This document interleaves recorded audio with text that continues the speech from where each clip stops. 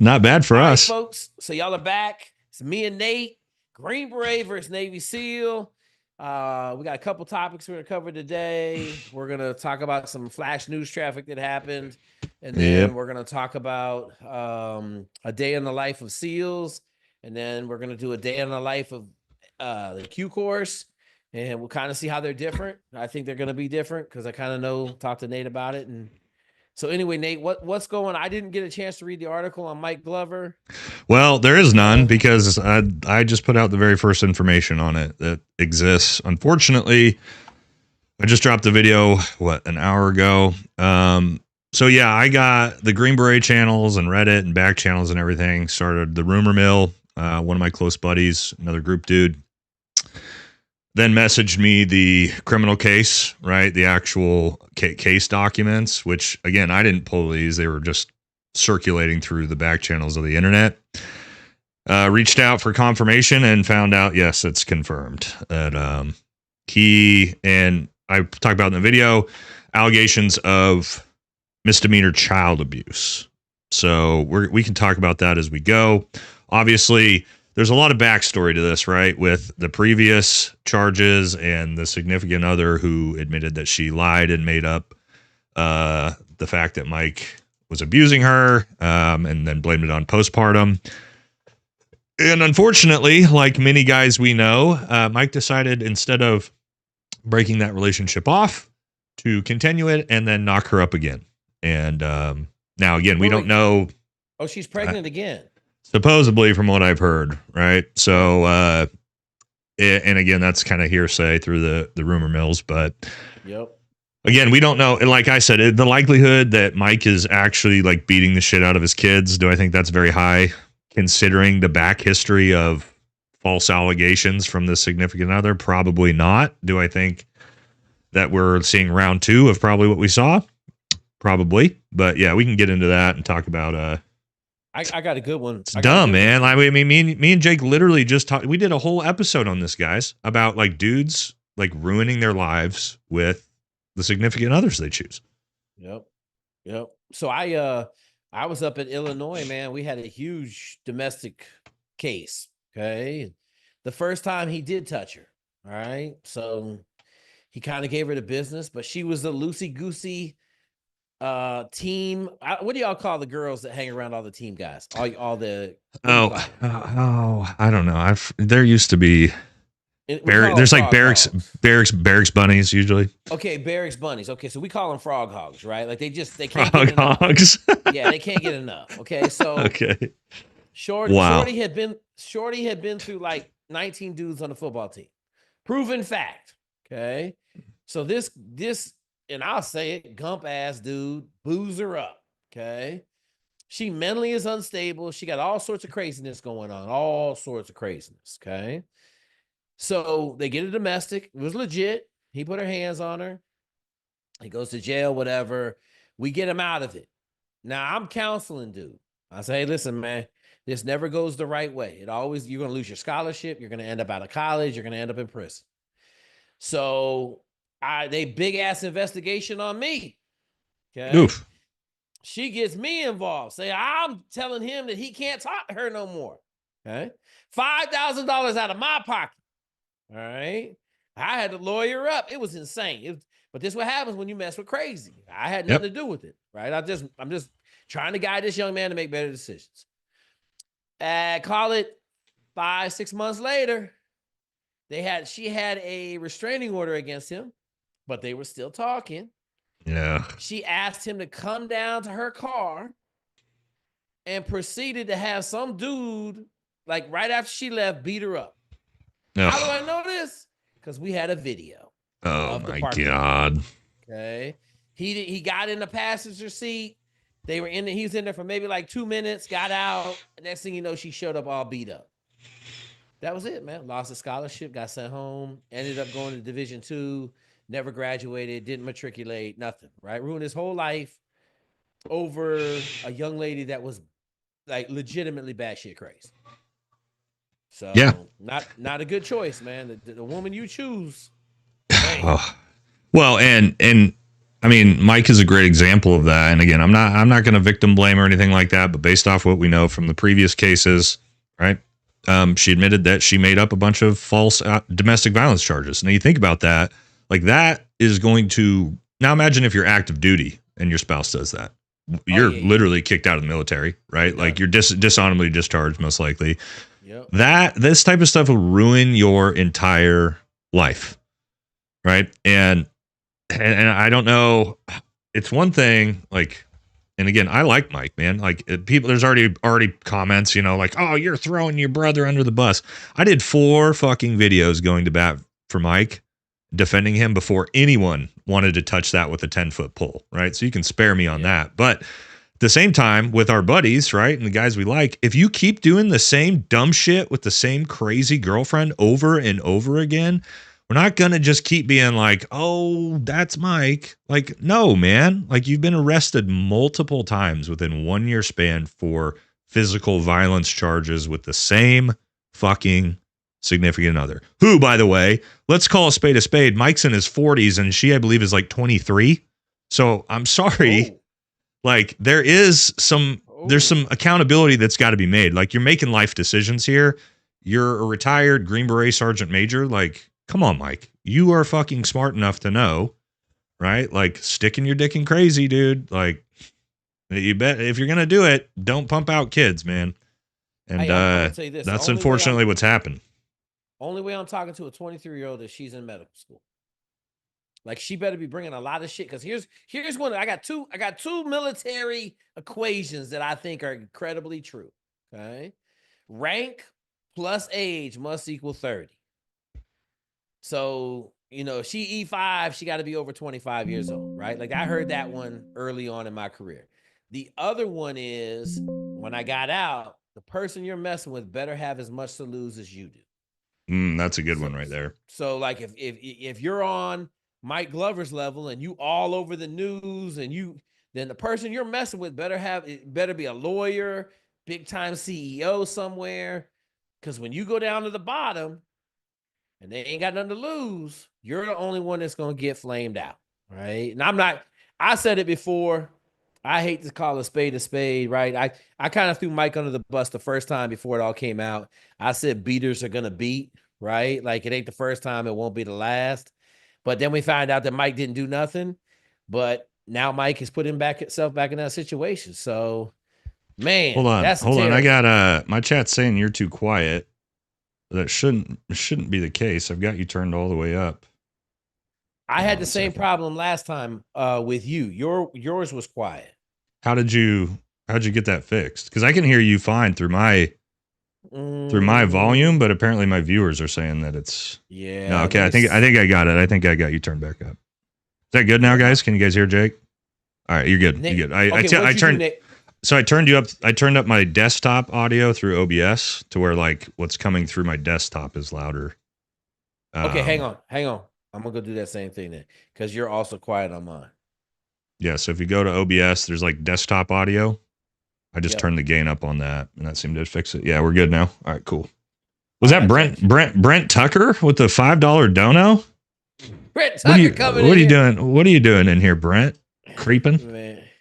Does everybody know? Hey, everybody knows I'm going out to be on the Anti-Hero podcast March 1st. Oh, catch me and Brent. It's gonna be good. It's gonna be good times. It's gonna be good times, man. Absolutely. So yeah, Brent, did you see the news about Mike? Not great, huh? And again, how did he get arrested again? Like, what the fuck, man? I look, this one I don't know the backstory. I imagine, you know, Mike stepped away from Fieldcraft Survival a couple weeks ago. I think we now obviously know why.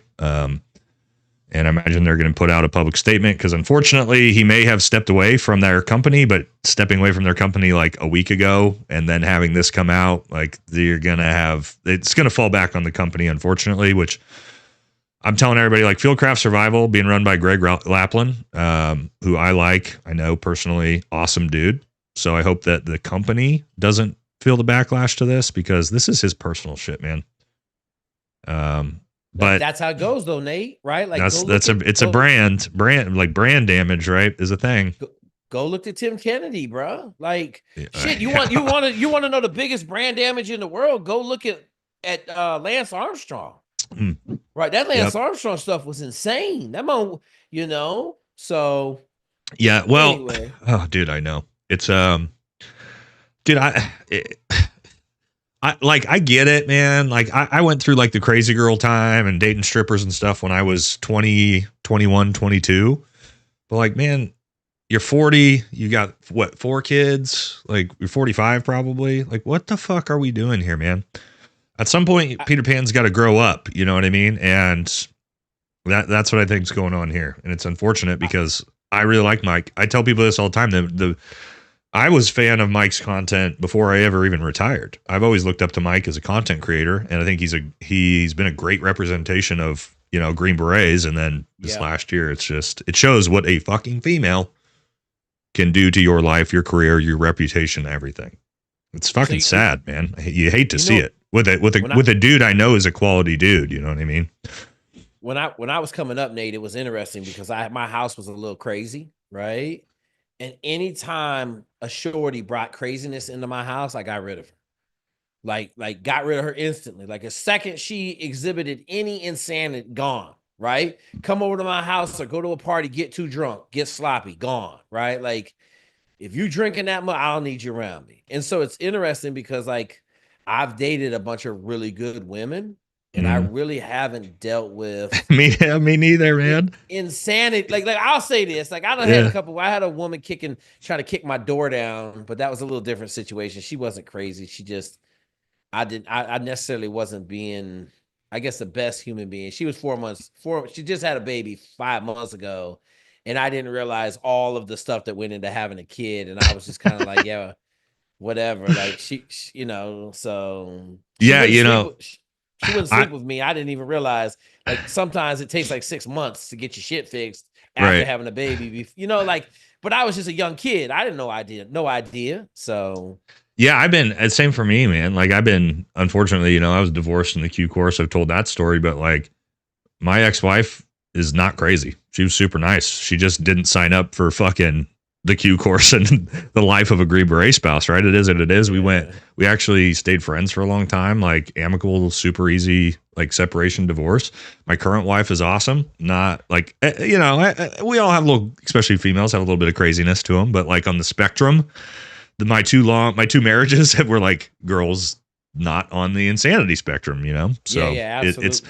And what I don't understand, man, and I'm sure you could probably relate to this, is how dudes in their 40s, how do you have the fucking energy for that drama, dude? Like, dating a 23-year-old as a 45-year-old man, I don't know how dudes do it, dude. Like, how's Belichick doing it? Belichick, it's 44 years age difference with Belichick. I don't know how you have the energy for that, man. Like, I couldn't do it, dude. Yeah, crazy, get crazy, make your life get crazy, make your whole life explode on fire. Yep. So, hey, dating your age bracket, and like I would say also when someone shows you that they're nuts, which for a lot of different reasons, right? Like whether it be making false domestic violence allegations against you and having you arrested and then redacting them. You probably should take that information the first time and not like be like, oh, well, it's not going to happen again, because there's a 110% chance that shit's going to happen again for guys and girls. Same way. If you're with a guy and he decides to beat the shit out of you once, I can promise you that ain't going to be the last time, guys. Like when people show you they're crazy, believe them. Yeah. Somebody said that in the chat for sure. But I think, we don't know that much about the situation. Again, I'm imagining what's going to happen is it's the misdemeanor child abuse. Like he spanked his kid and the girlfriend got pissed and called the police. Hey. Who knows? It's not felony or it's not anything like that. So and it's not multiple charges. It's got to be pretty minor, if anything. I have a feeling it's another, him and his girlfriend in a fight, or fucking wife. I don't know if they're at this point. And the same fucking shit happened. That would be my guess. But again, I don't know, unfortunately. Yeah, and I would like to say this. Like, you don't know. You've been seeing this a lot lately. Like how the standard of care in the United States people don't believe like a 7th grader can be at home by himself, right? Maybe the old lady came home and 11-year-old or 12-year-old was home alone. You just don't know. I tell people this, man. If you got a crazy bird floating around your house, there is no telling what she has made up, done. I mean, I got a good buddy, man. Good buddy. Wife smashed her face with a cast iron skillet and then called the police. Yeah, you've seen that a lot. That's very common, Yeah, unfortunately. man. So And what are anyway, you gonna do, man? It's there's a he said she said, and she's all fucked up, and the cops show up to your house. You're hosed, whether you did it or not. oh, he almost did 5 years, man. He almost went away for a long Yep. time. All Long right. time. That's all I Let's really get got to on that. Let's jump into cool. some actual content. What they're here All for. right. Seal versus Green Beret. Let's talk about it. What Uh, are we talking about today? okay, so lives. This is what we want you to do. Me and Nate are gonna talk about. I'll talk about a day in the life of a SEAL trainee first, and then while we're doing that, if you got questions, I can't see Nate's live, so make sure you put a question in Nate's live so he can ask me, or come over to my live and put a question. Whatever live you're on, just put it in a chat what your questions are, and then we can kind of expound on what we're talking about in training. So, all right, I'll start. So, I'm just going to give you a timeline. I'm going to start the night before. Normally, I would be in bed, going to sleep at 7 o'clock at night. Okay. Oof. So, how did I get there? All right. So, I sleep all the way from 7 until 2:59 and 20 seconds. At 2:59 and 20 seconds, my alarm clock would go off. I would jump out of bed. I would not ease out of bed. It was not a wake up routine. I would jump out of bed. I had a little electric Braun razor. I just had a little bit of fuzz on my chin and my lip, and I would hit it real quick. It would take, I don't know, 5 seconds. I would take a couple puffs of my inhaler. And then I would grab all my clothes, which would have been on Clint Bruce's bed. So Clint Bruce was my roommate in Buds. And I would just lay my clothes on his bed if they were dry. But a lot of times they might be wet. So we had a cage outside of a locker. They'd be on our cage. And I would grab all my clothes butt naked. I would run around the corner, jump on a light pole, and slide down from the second floor to the first floor. And I would get dressed in formation with the rest of my officers. So the officers had to meet. We'd be down there at 3:52. At 3:52, there'd be all the officers there. We would run to the beach to do a SIROPS report, which is kind of crazy. So our SIROPS report had to be turned in 1 hour before the first evolution. The first evolution is at 5 o'clock. We got to do the research report and turn it in an hour before. So it got to be turned in at 4 a.m. That's the reason we up at 2:50. Okay. Yeah. So we go to the beach. Normally what we do, all the officers, one dude would do the SIROPS report. The rest of the officers would sleep in the sand. Okay. If they could. The other thing that we cheated on, they wanted us to put somebody in the water every morning to measure the current. Okay. We started getting a 2-liter bottle with a chem light, and we would just throw it in the water and it would float away. And we measure the current that way. Okay. Yeah. So that took about 30 minutes to do. Then we would boogie up to the compound, which is 600 yards from where we live to the compound. So we were in the middle doing a SIROPS report. Somebody would take the SIROPS report. I would go with them. We turn it in the first phase, put it on this clipboard, which is a SIROPS report for the day.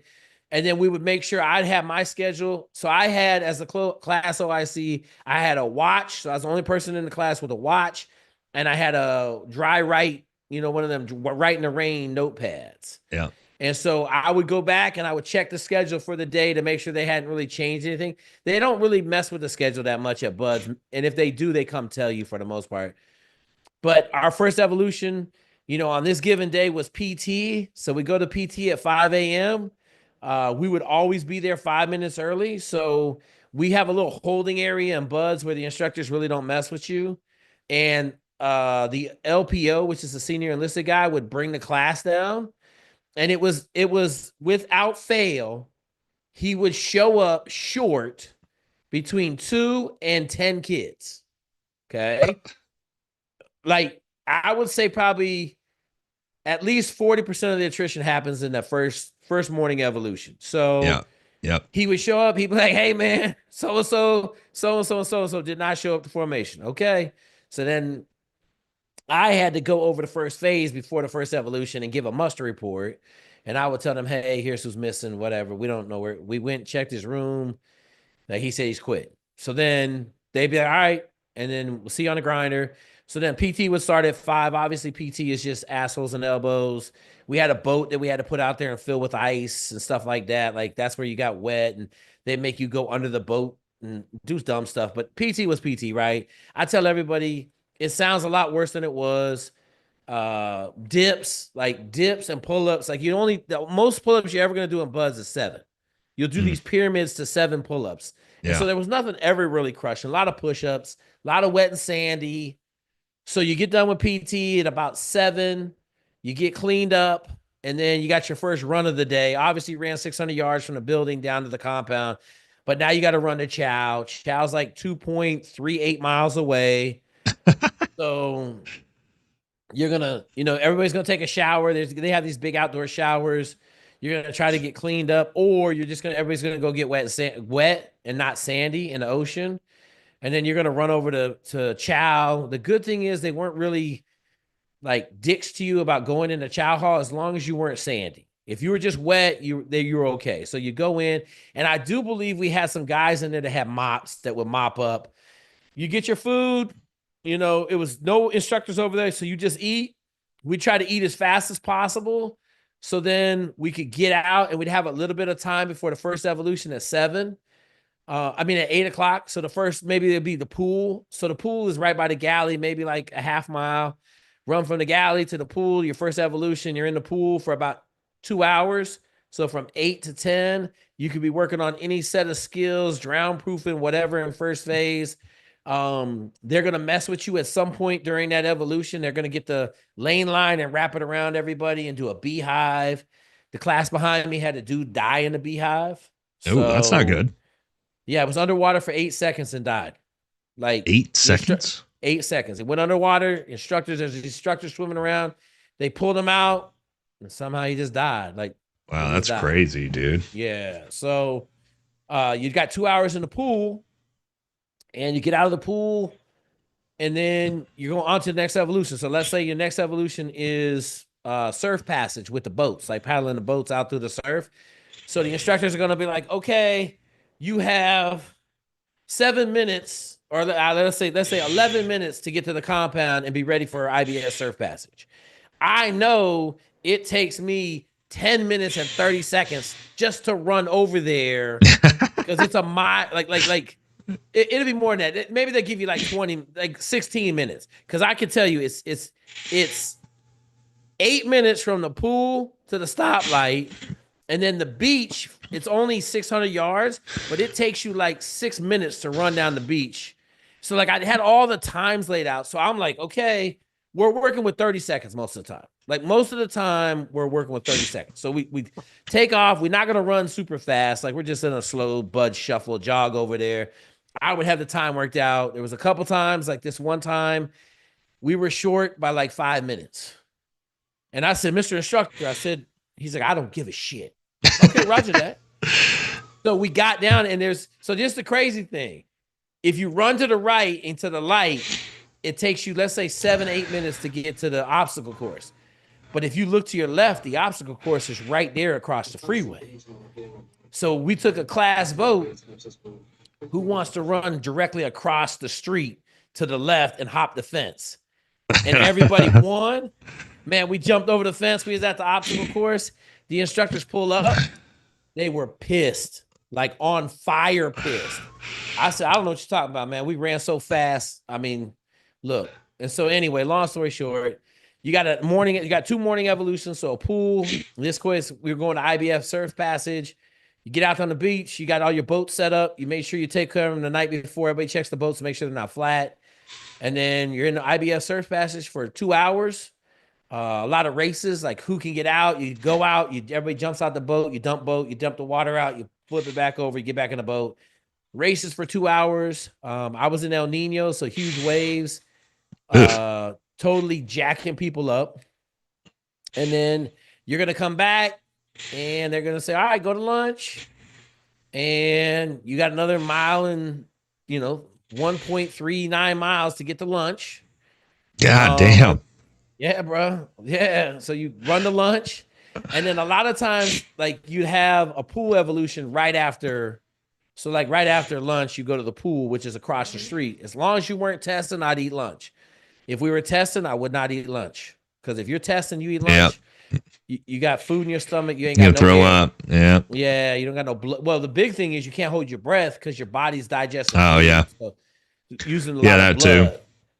Too. Yep. Yeah. So, we're at the pool for 2 hours. That pushes at 2 o'clock. 2 o'clock. They're like, all right, long PT. So then you run that mile and a half back to the compound. Now, right now, currently, they got a swimming pool over there. They just built a new compound. They got a new swimming pool. So I think the running's going to be truncated somewhat. But if I have my druthers or my guesses, the instructors figured out another way to get them extra running miles in on a daily basis. So we run back over, got log PT for 2 hours from 2 to 4:30 by the time you get set up.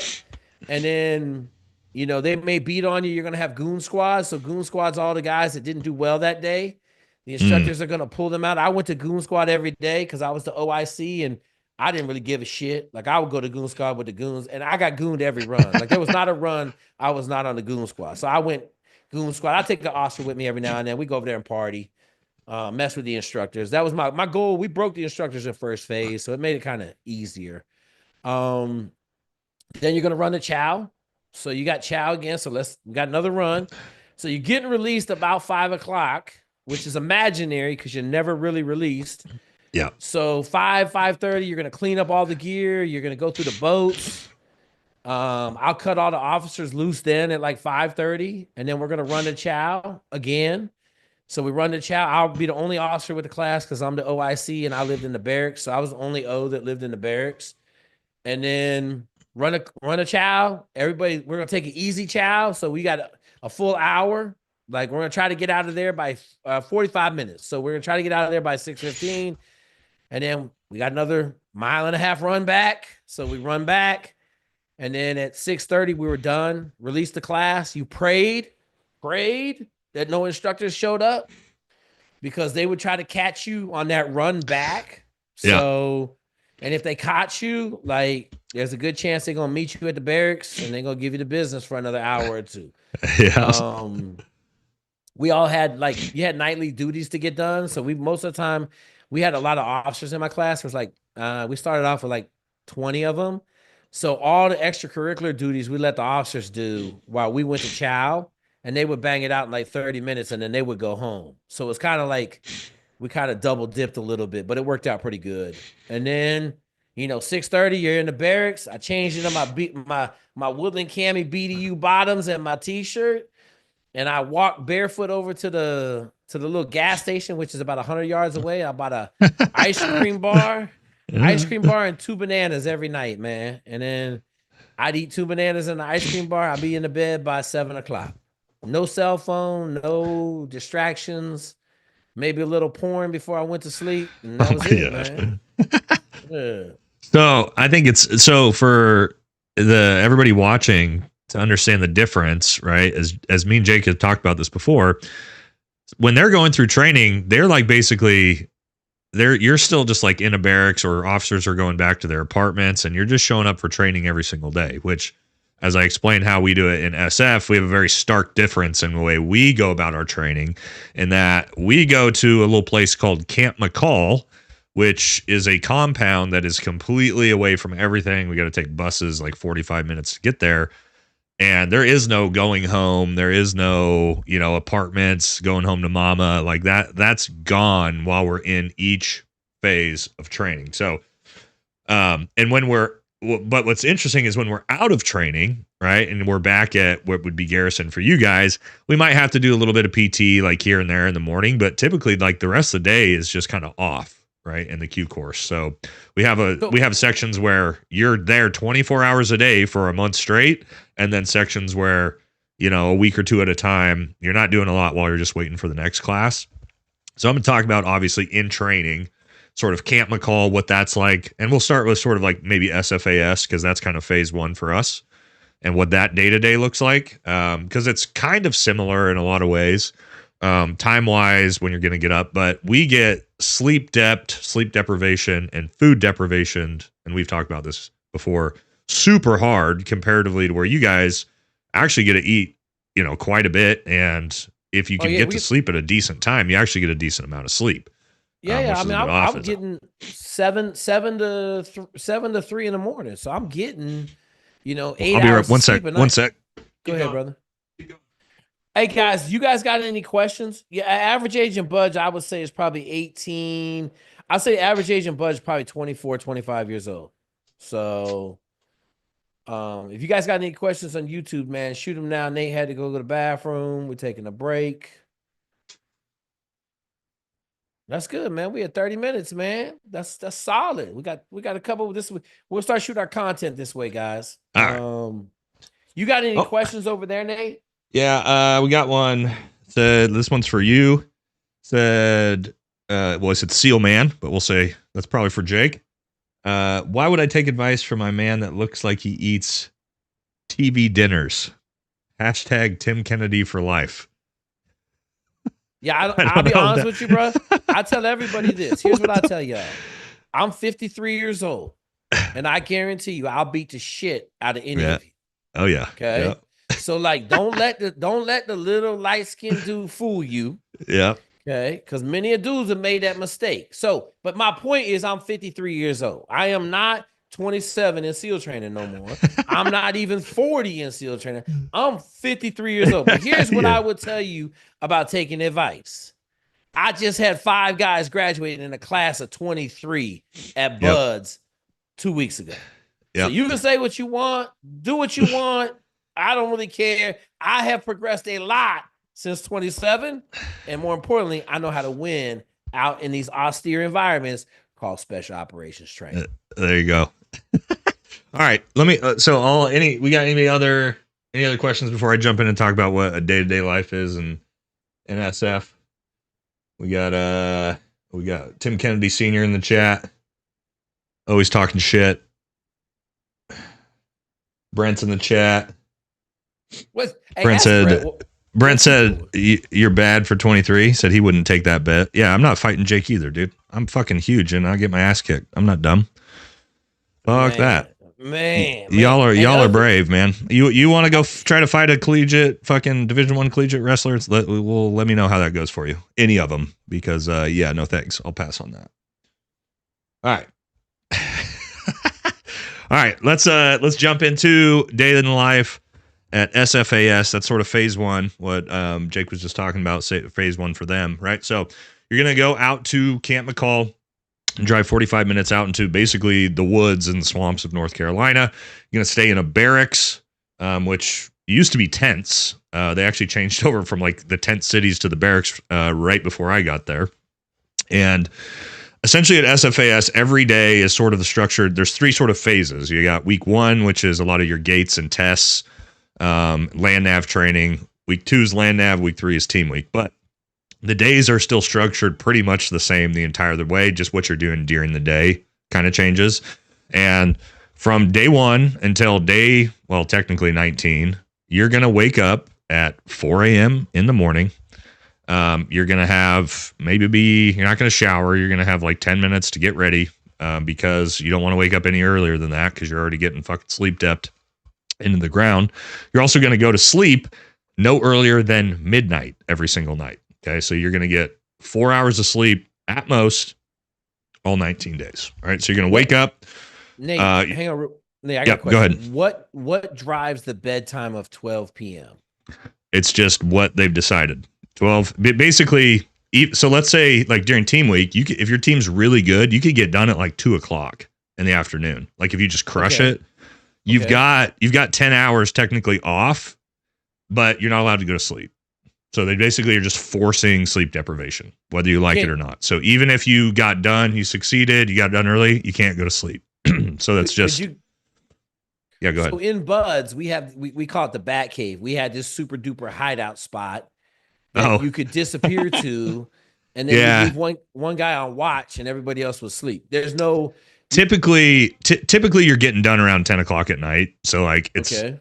And by the time you shower, you get ready for bed, it's like 11. It's not really even that big of a deal. But I will say, if they catch you, right, some guys try to like sleep and keep a lookout. If they catch you, your ass is getting dropped. So think about is it worth your entire Green Beret career to try to get an extra 15 minutes of sleep? I never thought so. So usually everybody's just kind of hanging out, chilling, waiting. Now, also, there's times during team week, if your team's shitty, you may get back at 11 o'clock at night, no dinner, no nothing. And you just basically get back, lay in bed for a couple hours, wake up, and go do the same shit over and over again. But I'll sort of start from the beginning, right? So first week, wake up at 4 a.m. You're going to get your shit up, get ready, maybe like 5-10 minutes, like Jake said. You're just going to, like, whatever it takes you to put your shoes and your uniform on. You're going to go. You're going to do a big PT, like an actual gated PT event every day in the first week. So it's like first day's a PT test, second day's a 4-mile run test. Third day is a 6-mile ruck test, maybe 5.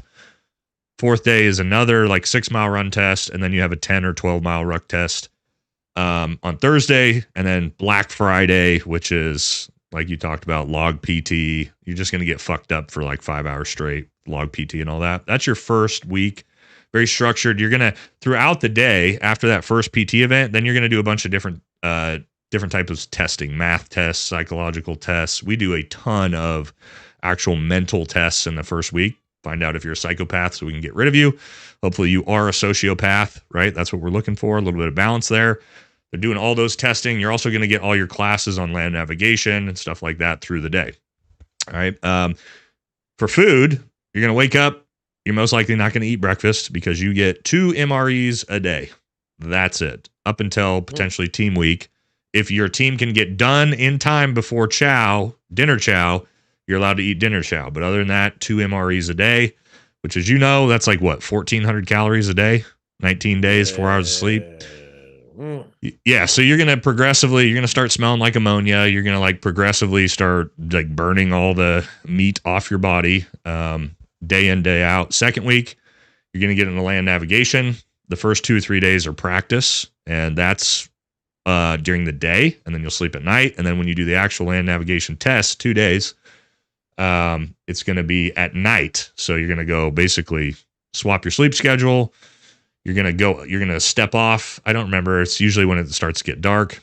And then you have basically 12 hours to complete your land navigation, which is shit. You're moving like 10, 15 miles through the woods in the middle of the night. And then, you'll do 2 days of that. Provided you pass, you move into team week. Okay. Team week. And again, same schedule, 4 a.m., wake up every morning. Team week's where it gets pretty hairy because you're back in the barracks. And yes, every morning you're going to wake up, get your stuff on, eat quick, head out, do your team week events. Everybody's seen it, 3 weeks in hell, right? Like this is the hardest phase physically. It's kind of like your guys' hell week, actual hell week. I think like Bud's hell week and then team week are like as close as we can get as like what they're really doing difficulty wise. And you're going to pray to God you get a good team, because if you get a good team, you could finish at 3 p.m. You get chow, you get 6 hours off to rest. You get a bad team. Some of those dudes are coming in at 11:45 at night, no food, no chow, getting in bed, getting up and doing it again. You're going to do that for 4 straight days. Nate, when you say chow, do you mean the chow hall, like all you can eat, or MREs again? No, chow hall. So if this is like a big incentive, and they do it on purpose because then the bad teams really start to like infight, and you start to really see the worst parts about people, because when if we don't get back to the McCall gates before the chow hall closes, now we get 1 MRE. We don't get the fucking fatty cakes and like everything that the chow hall has to offer. So if your team's good, you get that dinner at the chow hall. That's a big deal, right? And so Nate, I'm gonna be devil's advocate. If you get on a bad team, people are getting their ass whooped, correct? Well, ass whoop, no, but like the peer system, like we do pink slips for people you don't like and stuff like that, will be brutal, man. Like especially on bad teams. How quick can you get rid of a kid that's holding you back on a bad? So I'm gonna get like in buds. Get rid of. I mean, yeah, you'll have guys screaming at him to quit and shit. Like, hey, fucking just quit. Like, there's a lot of bullying. No, they're not gonna let you do that. Well, they might have like back in your day in the 90s, but not anymore. No. I'm gonna tell you right now, dog. like 2 years ago, one of my dudes got beat up. Okay, and it was appropriate. He got beat up. I've seen fist fights later in the course, but at SFAS it's like so structured, and like you have cadre there right next to you the entire time. Everything you're doing, there's a cadre overwatching you. It's although I've seen guys come close to blows, but the problem with that is if you were to get in a fist fight with a teammate during team week in front of an instructor, you'd probably both get dropped because what they're going to say is you don't have the emotional maturity for you to be here, right? Because for us, they're looking for a dude that's like extremely mature, extremely emotionally mature, and stuff like that. But you'll see guys get bullied into fucking quitting during team week by like the team when they're a liability, man. Like that's a real thing for sure. I had a dude in my buds class who had already been through buds, already went to a team, and got sent back to buds as punishment. Okay. Oh my God. What? It was crazy. It was crazy. And I didn't know all this until he was a qualified SEAL with a trident? No, he didn't get his pin. Didn't get his pin. Okay. He went there, had some problems. He was a intelligence specialist, which was really rare for us to have. Yeah, because you guys have like SQT, right? Do you get your trident after SQT? Now, or how does that work? After then, but back in the day, you had a 6-month probationary period after you went to SQT. And SQT was run by the coasts. So there was an SQT on the East Coast, SQT on the West Coast. So like I got to SEAL Team 8, I had to wait 6 months to go to SQT because I missed the class. Wow. Yeah. So you finished buds, you could go to a team and then wait to go to SQT. Yeah, well, you ain't really waiting. Like I was an officer, so I got sent to the woods for 3 months. So I got to do a workup with. I was a safety officer for another platoon. I got sent to Korea. Like they're gonna use you. You're not gonna just be sitting around doing nothing. You're gonna but I mean, you're not a qualified SEAL, even though you're on a team waiting to go to SQT to become qualified. Yeah, no. Like I didn't get my. That's kind of crazy. It might have been a year after I got to the teams before I actually got my pin because I had to wait 6 months to go to SQT. Dude, how is that as a new guy? I know for us, like that your first year as a qualified Green Beret on a team is pretty brutal, right? You are treated like absolute dog shit. I can't imagine what it's like for you guys to have like a non-qualified SEAL on your team. Is it that big of a deal, or is it's pretty normal? Yeah, it's normal. It's like it's built into the system. But we were at Buds, and so this young man, we were paddling out through maybe like just call them ripples. And every time a ripple hit the boat, he'd fall out. I said, hey, man. I said, what are you doing, bro? Like, stay in the boat, man. We ain't even in real waves. He's like, I'm trying. I'm like, well, hey, motherfucker, you better try harder. Because I'm going to tell you right now, you're not going to make it in this boat crew. Yeah. So literally, we get him back in the boat. Another little ripple comes. He falls out the boat. I hit him with the paddle. Win! Okay. Everybody in my boat crew's like, damn, Jake. I'm like, I can't have this, man. So I put him on a coxswain handle, which is this little handle in the back of the boat. I wouldn't let him get back in the boat. So everybody's like, look, man, he's holding us back. Like he's a sea anchor. I said, hey, but I'm going to give you one more chance. Okay. If you fall out this boat, you're done. So he got back in the boat, started paddling. Now, here's the problem. We ain't at Camp McCall. Okay. We in front of the Hotel Del in the middle of the daytime with 2,000 spectators. Yeah. Okay. Oh, because people like to come out and watch when you guys are doing this stuff, right? It's a big ass Southern California beach. Like there's 2,000 people out there. Okay. Yep. And we were practicing rock portage. So we just making laps on the rocks, right? So, man, I remember I got in the boat, man, a ripple, not even a wave, just a little ripple. The boat moves a little bit. He fell out. I lost my shit, man. Like I lost it. And we were like, let's say we were 50 yards off the beach. We in like 2 feet of water. Man, I jumped in the water. I grabbed him by his K-Pock, which is life jacket, and drug him all the way into the beach. Like we're in like maybe waist deep water. I drug him, ran with him all the way to the instructors, dragging him like a rag doll behind me. Okay. I threw him at the instructors and said, get him the fuck out of here. Yeah. And then I left and I ran back to my boat, and then we did what we had to do, right? Yeah.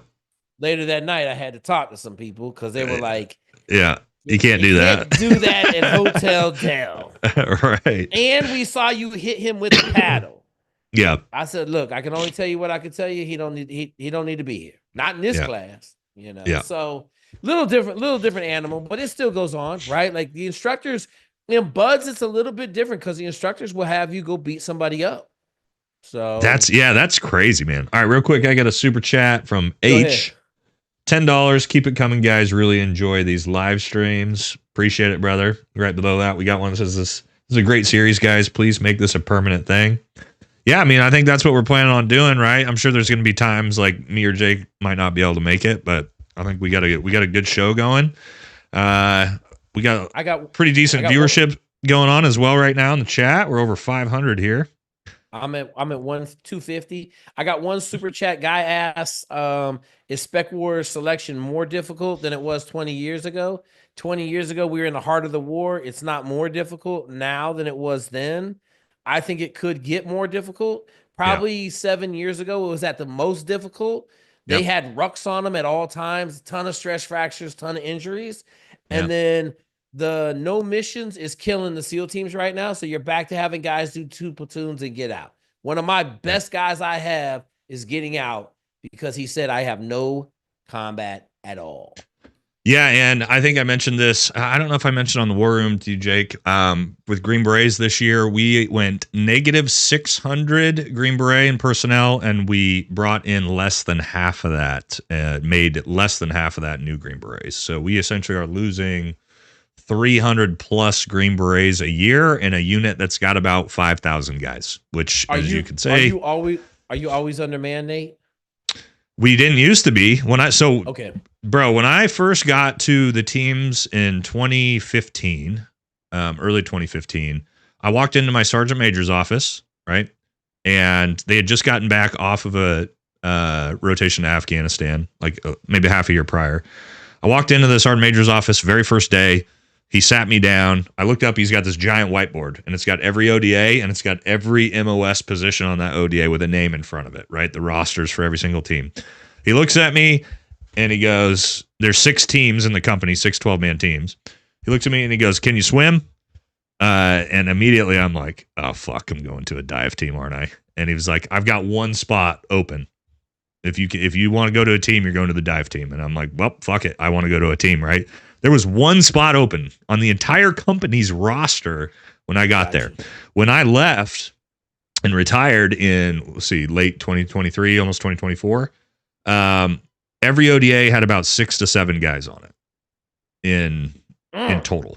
So we were about, maybe 6 to 8 guys per team, super, super undermanned. So in that close to 10-year time period of the height sort of the early 2013, 2014 to 2018, a lot of war still going on. Teams were filled. Nobody was getting out. We were plussing the ranks up. Shit, dude. That last Afghanistan rotation around 2019, when everything died out, you just saw this straight downward in manning. And we also don't have anybody numbers-wise coming to join. Nobody's volunteering. I'm hoping now with kind of the recruitment changes and sort of the military being plussed up as like a cool thing to do again, that's going to get fixed. But man, we were in a downward spiral going down fast. I'm going to argue, Nate, that I don't care how many people sign up for it. I still think we're at a tipping point in American culture where our kids don't play outside. And I'm going to tell you this, you ain't going to become a Green Beret or a Navy SEAL unless you play outside. Yeah, that's real quick. Couple super chats, and then we'll jump back. I'm going to touch on that. Mr. Lobotomy, $2.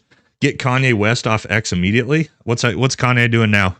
Who knows? I didn't see something crazy. And then we got the Prepared Adventist, $5. Don't stop doing these episodes. Maybe add the occasional guest spot by PJ CCT Recon Marine. Brother, just go watch the War Room. Yeah, that's what the War Room is. It's me, Jake, plus some CCTs, Marsoc dudes, and other Green Berets. Like, that's literally the War Room. Just go watch that. We already have that show, guys. Yeah. But I agree with you. God, man, this was 2022, 2023-ish. When I was still in the teams and senior leadership position, bro, the new guys we had coming in out of the Q course, like 20% of them were your typical, like, straight in the door hitter. Dude's in crazy good shape. He's ready to perform. Now, there were some of those dudes still come through, but then we had 4 or 5 dudes that were just fucking problem children, showing up to the team out of shape, showing up to the team can't run, showing up to the team not knowing your fucking job, showing up to the team emotionally just fall apart when anybody criticizes you. That became like 80% of Green Berets, mind you, not just the military or soldiers or infantry. We're talking about dudes that put the beret on, showing up just not fucking ready and not prepared, man. What we got? We got, please get rid of this Tim Kennedy Sr. disrespecting false soldiers across the line. Uh-oh.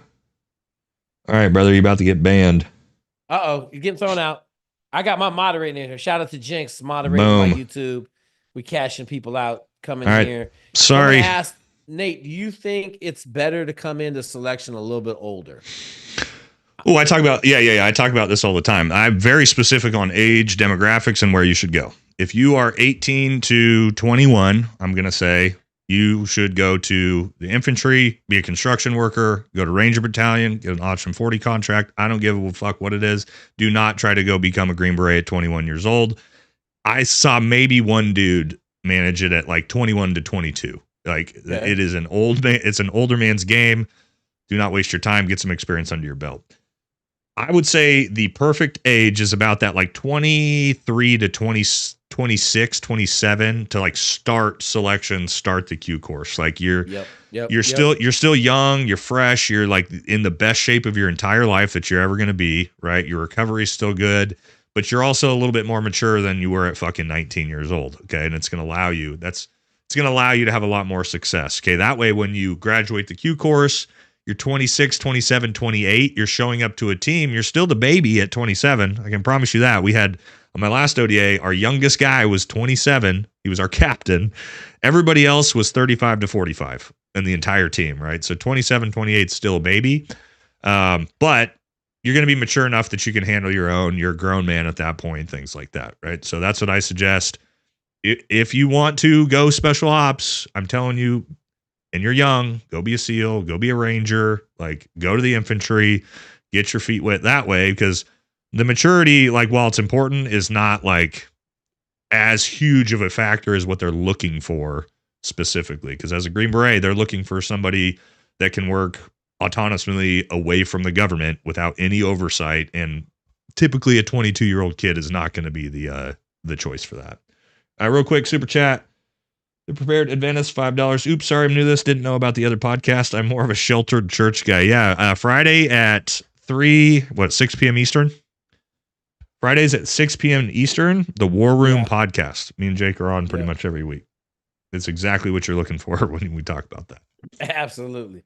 All right, so you golly, man, like when you put sleep deprivation and food deprivation, but you're in a 19-day course, right? You're in AFS trying to get selected to go to the Q course. Yep. Let's jump forward a little bit, Nate. I mean, we rolling.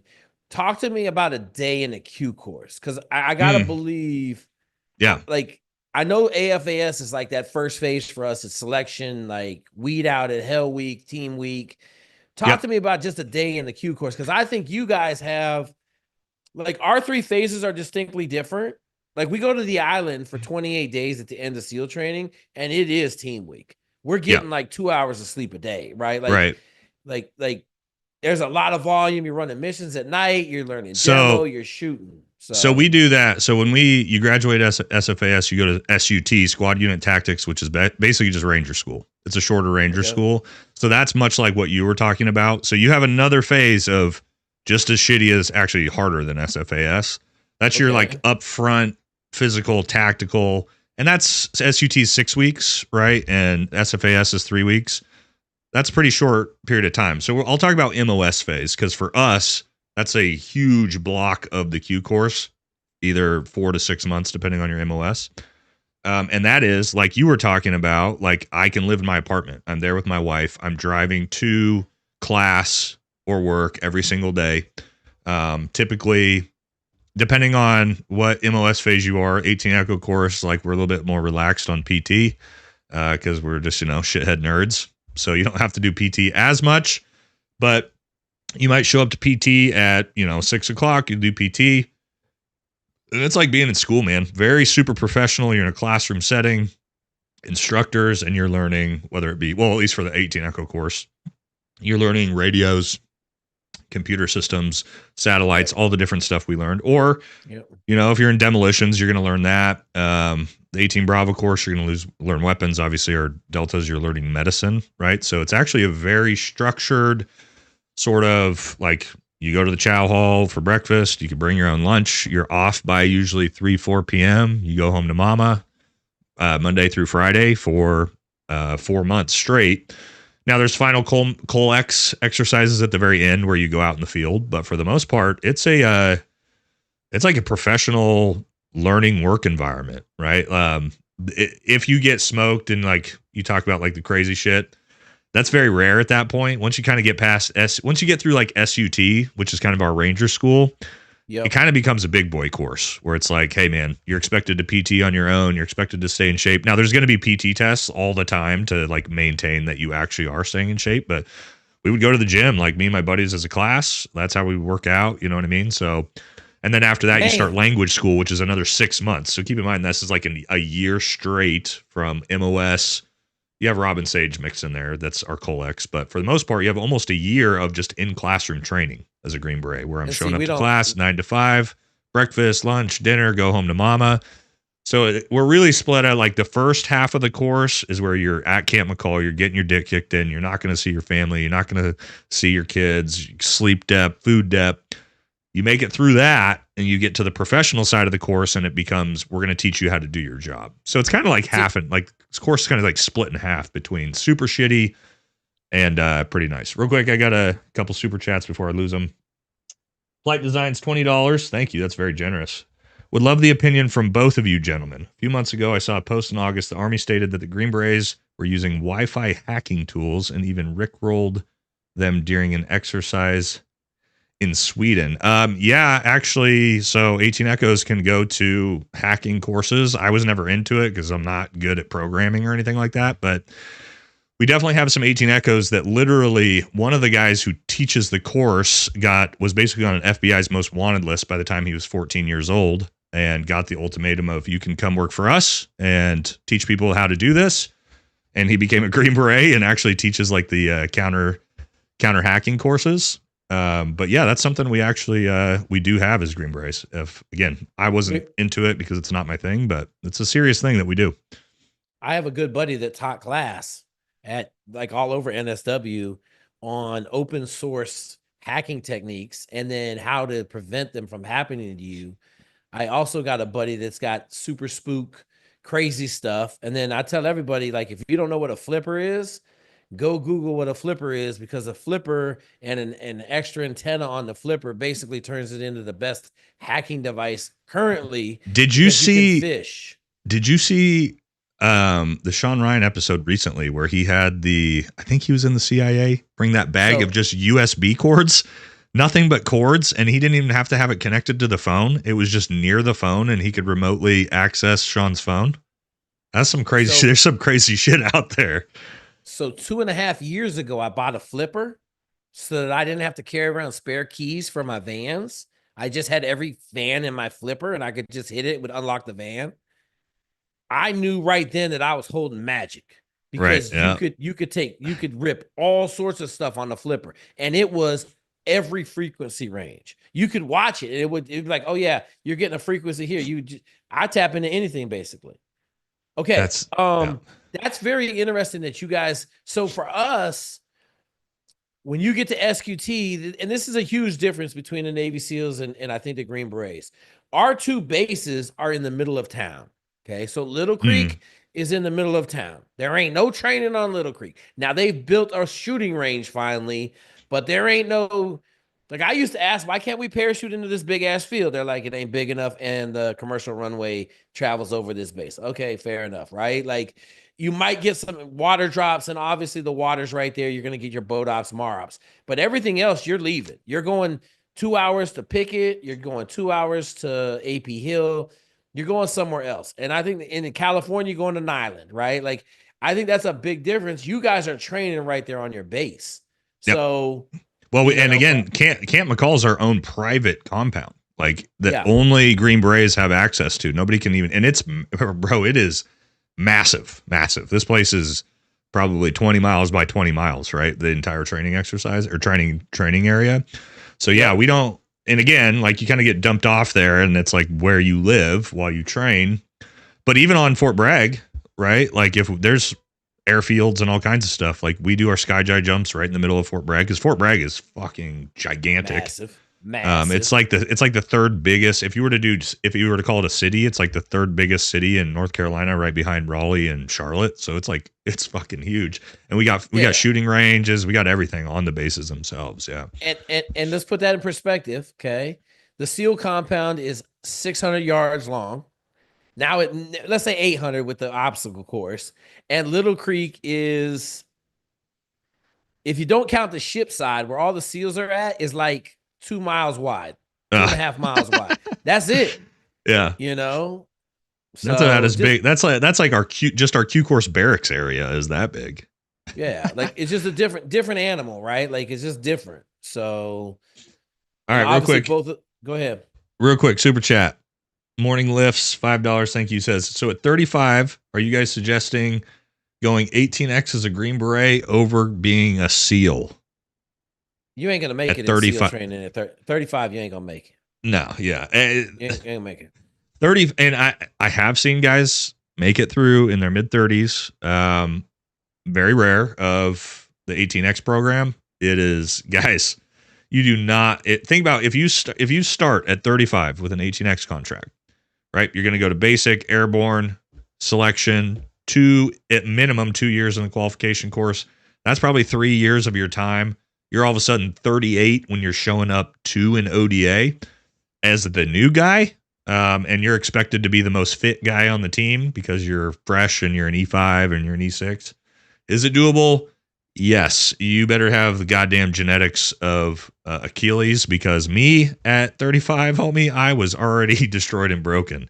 Now for the SEALs, if you think well, we talk about physicality, right? Like I just mentioned the course, right? Half of our course is learning and book learning and language and all this. It's very difficult, but from a pure physicality, time on pavement, rubber meets the road, SEAL training is fucking way more physical than SF training is. And if you're 35, I don't know. You guys have it. That's probably you're probably not even allowed to come into SEAL training. We had 136-year-old. 136-year-old was on HGH the whole time. I didn't know that at the time. Yeah, you'd have to be. And he was Hispanic. And I'm gonna say this: the Hispanic dudes have the largest lungs in the history of mankind. Them dudes are aerobic freaks of nature. Okay. And he was 36 years old. He made it. But I will say this: he did not enjoy his time in the teams. So, because he was 36, senior E6, getting treated like he was an E3. Yep. And you're a new guy. Like you're not really getting treated like a new guy. You're getting treated like you should be getting treated because you don't know anything.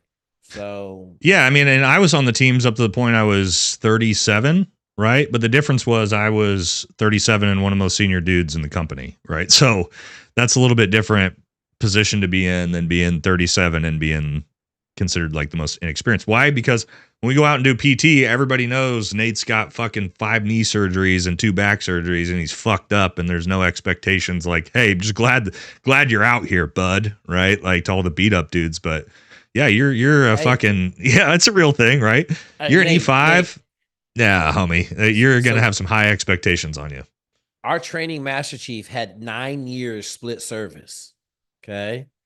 My man was in his late 40s and he could run okay. But I used to be like, golly, why are all the master chiefs and the chiefs in the back?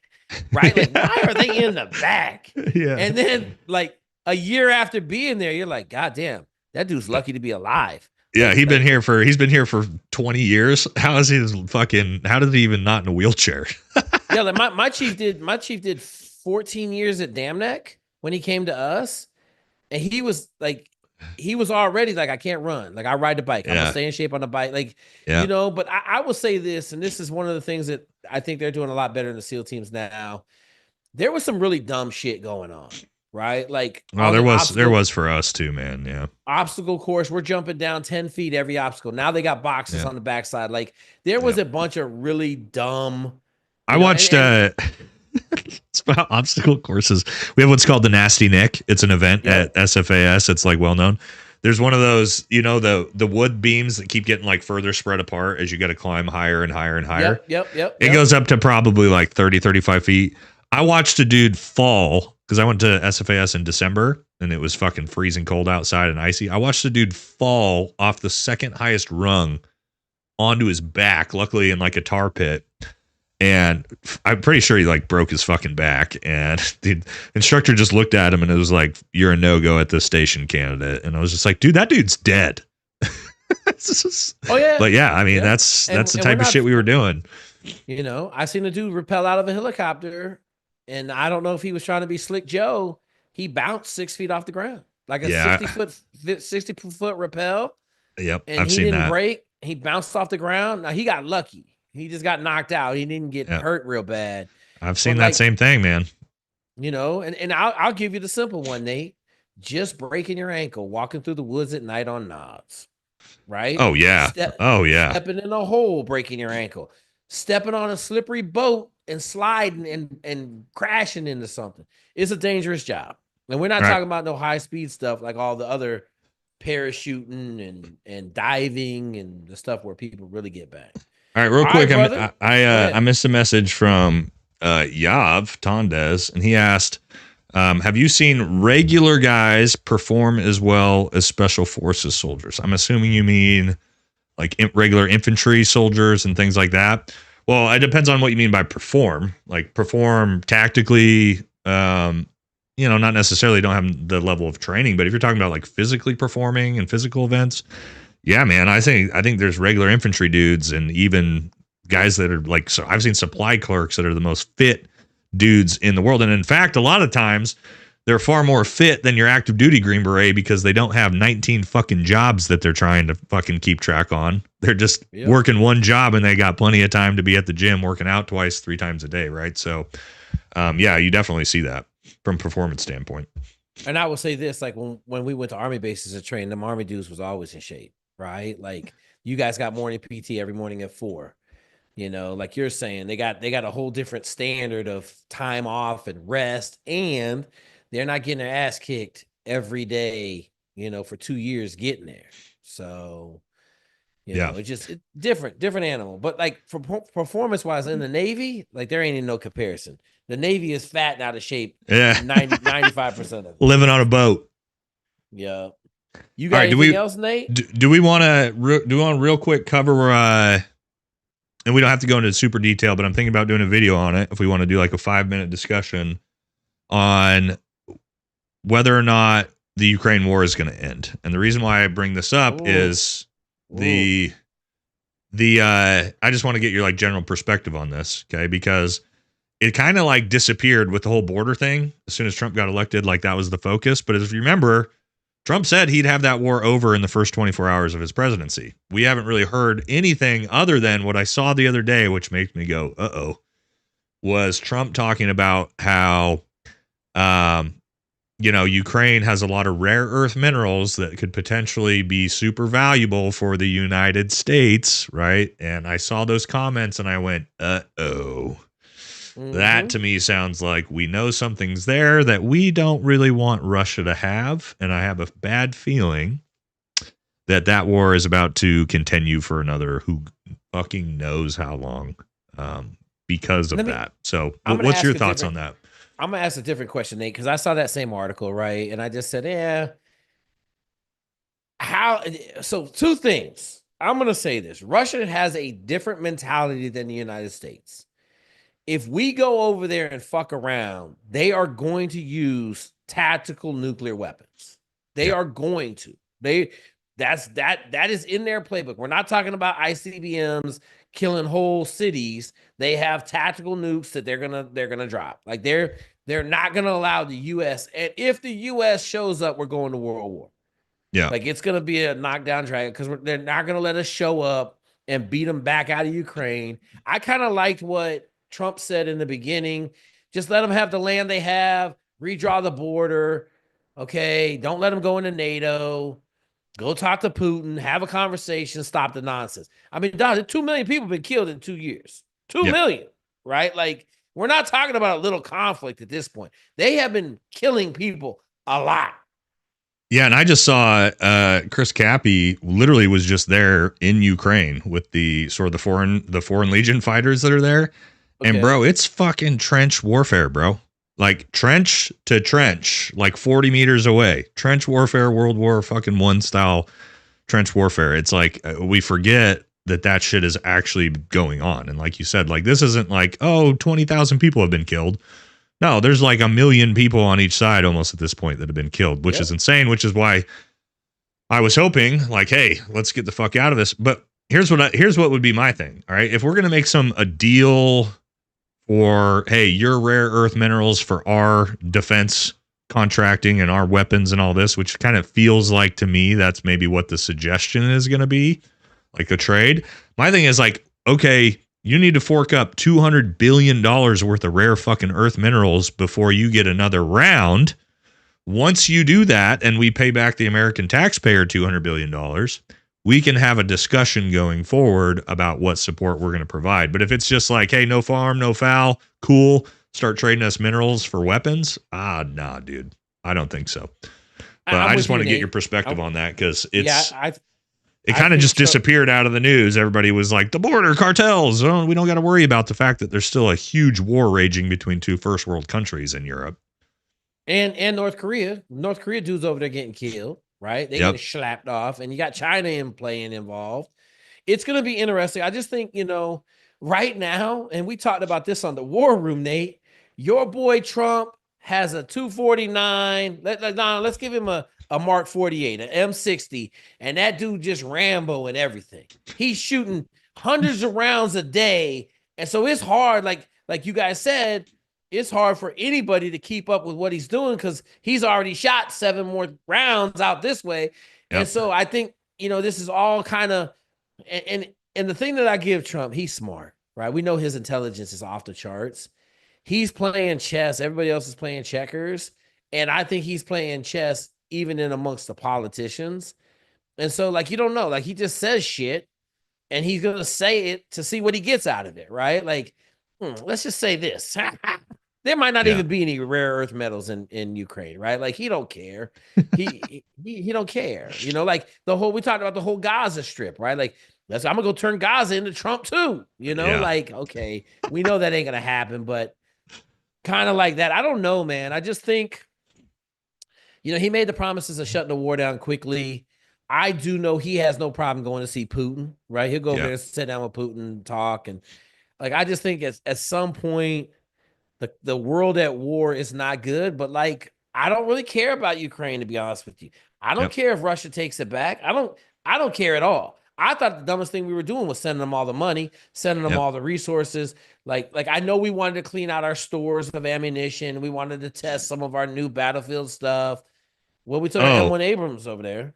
Here's what I think another big concern of that is. I think that because this is a first world on first world near peer conflict that's going on, the United States is supplying all the new scaled weapons.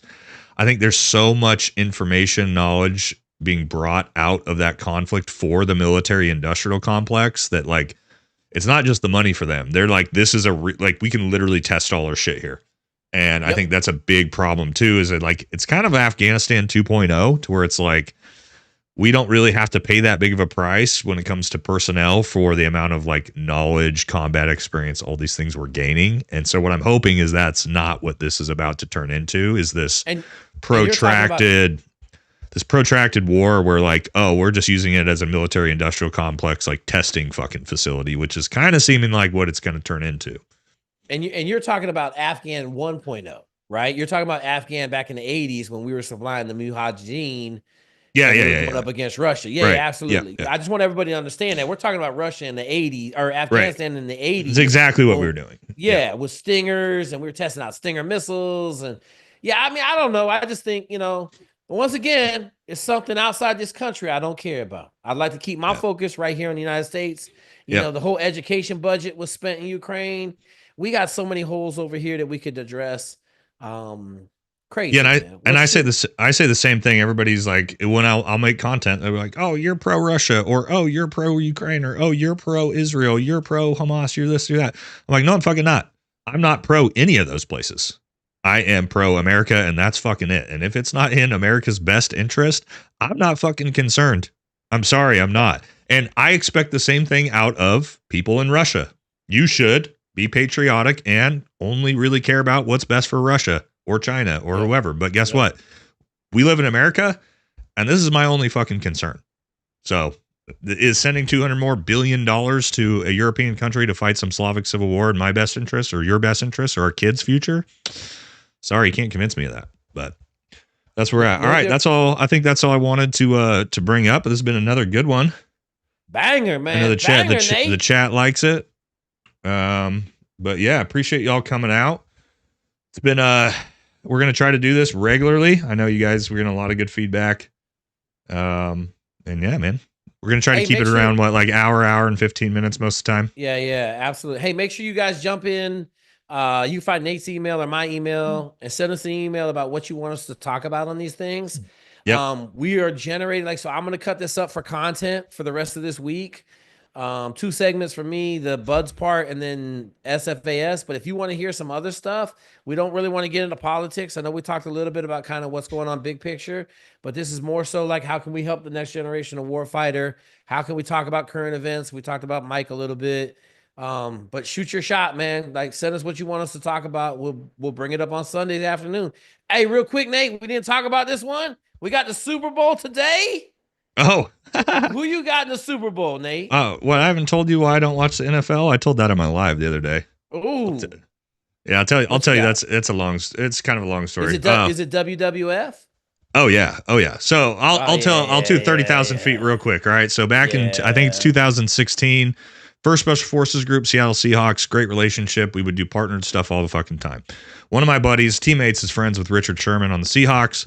Seahawks asked our ODA personally, would you guys be willing to plan to like fly in on helicopters, fast rope out of the helicopters into the stadium and deliver the game ball? We're like, that sounds pretty badass. But as you know, in the military, do you know how much fucking planning goes into flying Chinook helicopters into a stadium full of 100,000 people? The most risk assessments you could possibly ever fucking imagine, right? So we spend fucking forever. So much of our time when we should be spent training is planning for this fucking event, right? Well, about 2 weeks before this is going to pop off, they'd already given us the game ball and everything. Like, we held on to it. It was going to be this big thing. 2 weeks before that happens, guess what happens? The old kneeling for the national anthem shit starts, right? And you had Kaepernick. Kaepernick started, but who was the team? The first team that all decided, Seattle fucking Seahawks decide, we're going to disrespect the flag and our troops. That was it. The second we saw that, we said, all right, fuck that. We're not fucking doing anything for you. Dipso facto, apparently these game balls in the NFL, they're serialized. It's a big fucking deal. You can't just lose these game balls. And so we've got this game ball that's serialized, and the Seahawks, the NFL is like, it's, Deflategate's a thing, right? So the NFL tells them like, hey, where's this game ball? And they're like, hey guys, call us up. They're like, hey, we need to get that game ball back from you. And you're like, well, you can come fucking get it from our team room if you want it back. And nobody from the Seahawks decided to ever show up and try to get that game ball back from a fucking team full of Green Berets. They said, nah, we're good, man. My favorite one is we threw it away. Oh yeah, no, we didn't even say that. We said, come get it. Come fucking get it, guys. Absolutely. Crazy. Real quick, super chat. Taffy, $20 coming in at the last second. I got 50 nades in my range bag, boys. My 2 favorite. Keep doing it. America first. Take care of our vets. Citizens first. Jake, I'll head over to your channel in just seconds and drop a super chat. Hell yeah, bro. Thank you, Taffy. We appreciate it. Well, shoot, let's All wait. right, guys. Let's wait for Tav. He got to come Yeah, over here and yeah. drop. But you can leave. You can leave. No, we're good. But I wanted to say, so from that moment forward, I just don't watch the NFL. I was like, fuck that. I'm done. I watched the Super Bowl last year. That was like the first game I watched in like 4 years. So I'll probably watch again, just so hopefully I can see the Chiefs lose, because Taylor Swift is going to be there, and I'd love to cheer against that, just like everybody is, you know. So I want Jalen Hurts to win a championship, because I was recruiting his older brother at Channelview High School when Jalen was a sophomore. His dad was always telling me, that's the one. That's the one. I'm like, this dude sleep there all the time. My man would sleep every time I went to see his dad, the head coach. Yeah. Avon Hurts. He'd be sleep on the couch, sleep. His dad parked his truck right by the office. He'd be in the passenger seat, just knocked out. But he was right. He was right, man. It turned out. So I want him to get a Super Bowl, man. But I'm gonna tell you this: beating that man on the other side is a very hard task to do. Yep. Yeah. So yeah, we'll see. And I mean, I followed enough to know how good fucking Mahomes and the Chiefs are, but everybody Andy Reid too. Like he's about to be the go to. He's about to be the go to coaching here pretty soon if he keeps winning them. Yeah. If he win another one, he just got to take it over from Belichick, man. Because I think Belichick is the anti-coach, and I think I know both of them. Like I was in camp with Andy Reid for a week with one of my guys that's coaching D-line, and it was absolutely awesome, man. Like just a stalwart, almost like a general. Like just everything this way, this I want it. Good dude, man. Good dude. So, all right, big name. We're good. Taffy came over here and dropped $19. Hell yeah, Look, brother, man.